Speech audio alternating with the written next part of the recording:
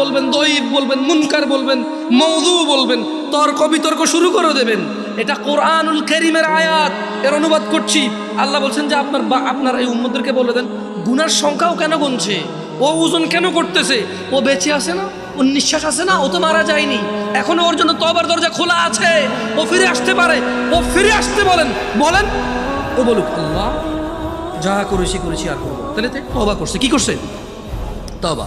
এবার বলতেছি আল্লাহ তাকে বলেন ও আমানা, ঈমান আনতে বলেন, ও আমিলা আমালান সালিহা, ভালো কাজ করতে বলেন, এবং তাকে বলে দিন আমি আল্লাহ ফাউলাইকা ইউবাদদিলুল্লাহু সাইয়্যাতিহিম হাসানাত, তাকে বলে দিন তার পূর্বের সমস্ত গুনাহ আমি নেকিতে পরিবর্তন করে দেব। ওয়া কানা আল্লাহু গফুরার রহিমা, কারণ আল্লাহ অতীব দয়ালু ও ক্ষমাশীল। শাশুড়ির কাছে ওই বউটা খুব খারাপ,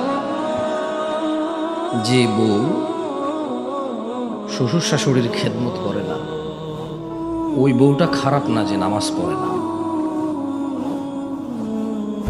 ছেলের কাছে তার স্ত্রীর একটাই অপরাধ চোখে পড়ে, তা হচ্ছে পর পুরুষের সাথে কথা বলে কিনা। সে মনে করে তাইলে এর সাথে সম্পর্ক ছিন্ন করতে হবে। ও যতই বেনামাজি হোক, ও যতই বোরখা ছাড়া চলুক, ওর সাথে সম্পর্ক ছিন্ন করার কথা কোনো পুরুষ চিন্তা করে না, নিষেধ করে না। যখন দেখবে কোনো পুরুষের সাথে মোবাইলে একান্ত গোপনে, ফেসবুকে, ইমুতে, হোয়াটসঅ্যাপে, ভিডিও অডিও কলে কথা বলে, তখন ধীরে ধীরে না করে তিক্ততায় পরিণত হয়ে তালাক, ডিভোর্স পর্যন্ত যায় পৌঁছায়।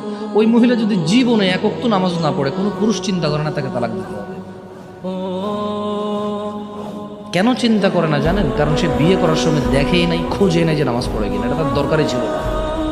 তার শুধু দরকার ছিল ফর্সা চেহারা। কি হতে হবে? ফর্সা হতে হবে। শ্বশুরের একটু ভালো ঘর দুয়ার থাকতে হবে, নাহলে সে যদি জামাই হিসেবে যায় তাকে শুইতে দেবে কোথায়? সে বিয়ের সময় তার মা বাপ বলছে আয় রে এই জায়গায় বিয়ে করতে যাস, দুজন বন্ধু বান্ধব নিয়ে গেলে খাইতে দিবে কে, থাকতে দিবে কই? মেয়ের বাবা তো ঘর বাড়িই নেই। কি ভুল বলতেছি? হ্যাঁ, এদেশের মেয়ের বাপেরাও মেয়ে বিয়ে দেওয়ার সময় জামাইয়ের চরিত্র, আখলাক, দিনদারিতা দেখে না। জামাই বন্ধু বান্ধব নিয়ে আসবে, হুন্ডা রাখার জায়গা করার জন্য জমি বিক্রি করে সুদের উপরের ঋণ নিয়ে টাকা ধার করে চিটারি বাটপারি করে দালান কোঠা তোলে, কারণ জামাই জামাই শুতে দিবে। আরে বেটা, তোর বাড়িতে 2 দিন থাকতে আসবে রে, একজন মানুষ 2 দিন থাকতে আসবে, এর জন্য বিল্ডিং বানাইতে হবে সুদের উপরে টাকা নিয়ে জমি বিক্রি করে? হ্যাঁ, ও 1 দিনের জন্য আসবে, 2 দিনের জন্য আসবে, যে কোনো মূল্যে ওর জন্য বিল্ডিং ঘর বানাইতে হবে।